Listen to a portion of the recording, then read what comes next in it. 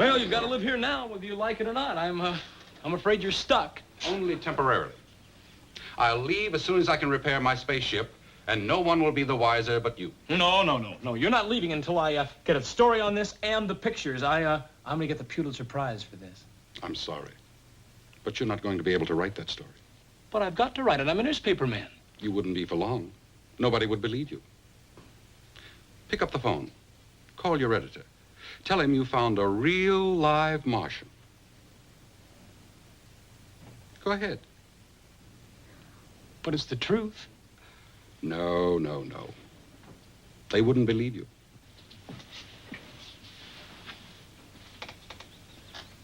I'll prove it. I'll bring them here and I'll show you to them. I'll disappear. And you know I can do it. Is that how a person from a superior planet shows his gratitude? I may seem ungrateful, but I believe I know what would happen. Suppose you did win the Pulitzer Prize. You wouldn't deserve it, and you wouldn't be able to live up to it. You'd be a one-day wonder, and that's all. And you wouldn't want that, would you? Incidentally, there's a very attractive brunette walking up your steps right now. Annabelle. How'd you know that? She's thinking very warm thoughts about you. How do you know that? You mean you can read minds? Unless there's a conscious effort to shut me out. For instance, I know exactly what you're thinking about the young lady.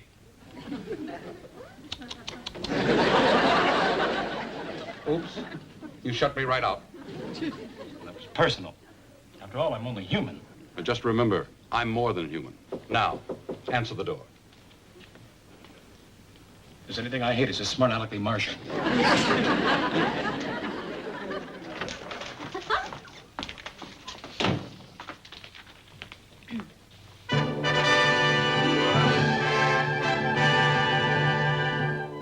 By Tim O'Hara. Well. Gosh, I'm proud of you. How nice for me. Excuse me for butting into your thoughts again, but you're about to have visitors.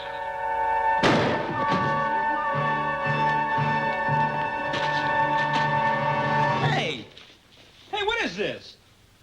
Murphy, the Air Force wants to know where you got your information on the X-15 flight. Who's this? Well, he's a Martian. What? Martin. That's his name. Martin, my uncle. My uncle Martin. He's here after a long trip, and he's not feeling very well. Let's go. No, hold it. What? Well, he might need something. So just help yourself, Uncle Martin. Oh, and here, you might need a little cash. I know you might be short. So, and the keys are in the car, okay? Thank you. I may not be back by the time you leave, so... Well, it's been very nice seeing you. I hope you have a very pleasant trip and happy landing. All right. Take good care of him, Annabelle. Arrivederci. He must be a pretty nice boy. He is. I mean, you're his uncle. You ought to know. Oh, well, I haven't seen much of him, and my home is a long, long way from here. Well? We'll take care of you, my aunt and I. Is your aunt the woman next door who gives bridge lessons and is taking a course in real estate and sells Christmas cards and beauty creams and is studying the stock market with a Ouija board? Mm-hmm. Tim must have talked to you about her. Yes. Well, I'll be able to take care of myself, thank you. I'll be up and around tomorrow. Well, we'll take care of you anyway.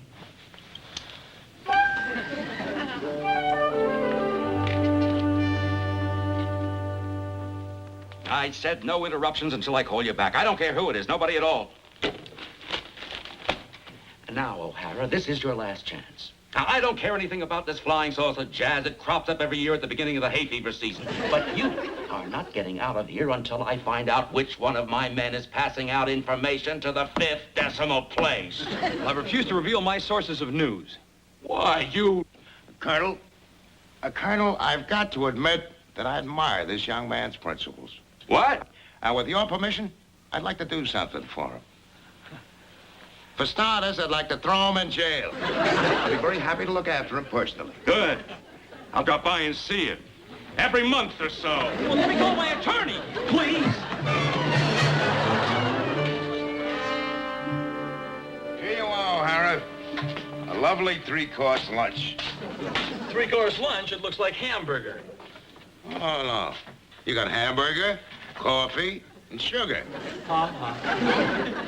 You got any words for the Colonel? Yes, I have several words for the Colonel. But I wouldn't use any of them in mixed company.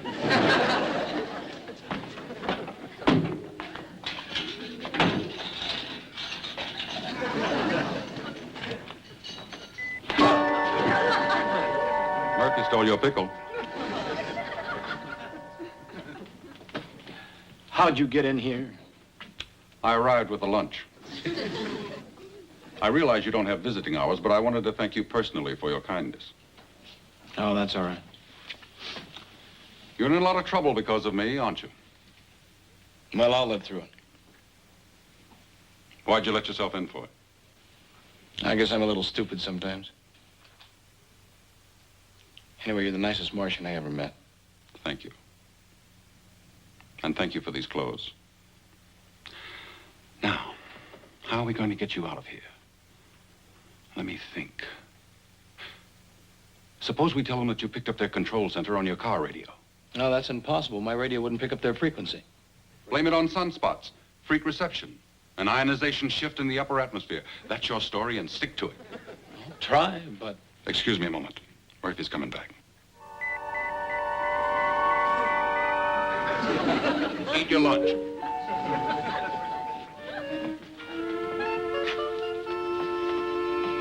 Excuse me.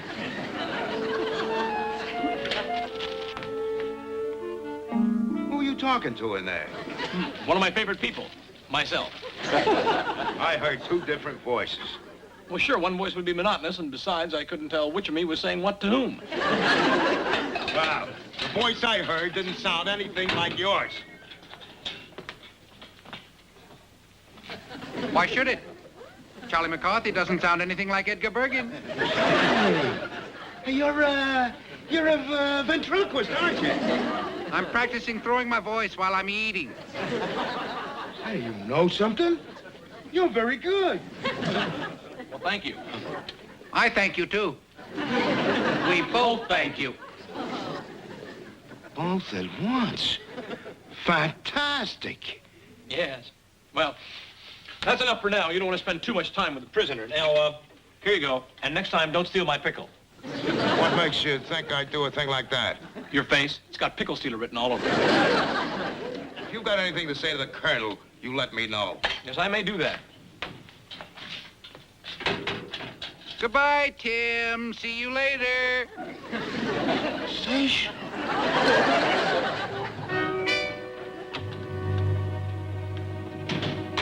Now, remember, Colonel, it might have been a freak thing that made the car radio pick up the control center that day. I say it's impossible, and I'm calling your bluff. Yeah, Tim, well... you're back. Yes, it might have been sunspots or upper atmosphere ionization or something like that. Well, maybe it's a holiday for sunspots. Later, Annabelle, later.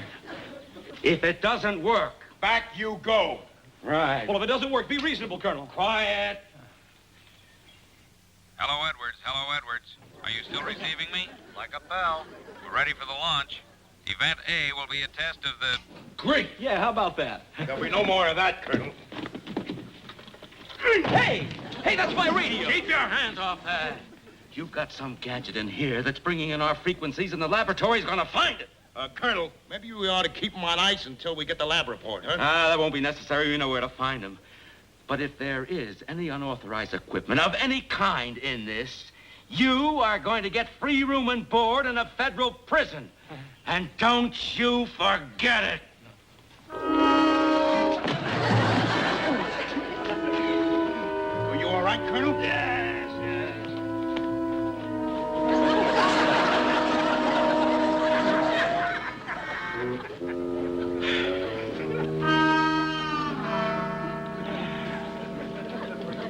Oh, we got all of it, Colonel. The laboratory technicians will find out exactly how this could happen. Somehow I doubt it. I simply don't understand. Now, why didn't you tell me you could gimmick up my radio? You just let me sweat it out. Exactly. If I hadn't, you would have been smug and overconfident. And the colonel might have detected a fishy aroma. Well, I suffered. It was very painful. Well, a little pain is good for you. As one of your playwrights observed, pain makes man think. Thinking makes man wise. And wisdom makes life endurable. Next problem. My little spaceship is down in the garage, and I've got to start repairing it so I can get back to Mars.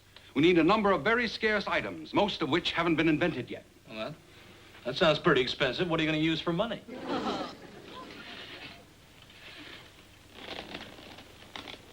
I've been reading about an interesting place called Las Vegas. With you rolling the dice, and with my special talents, we ought to do all right there.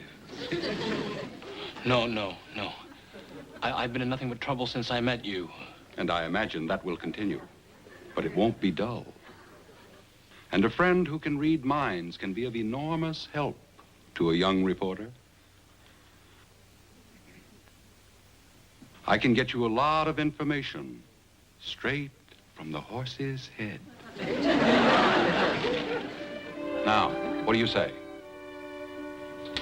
It's a deal.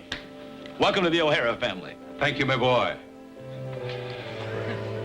Well, I guess that makes me the first Irishman from the planet Mars.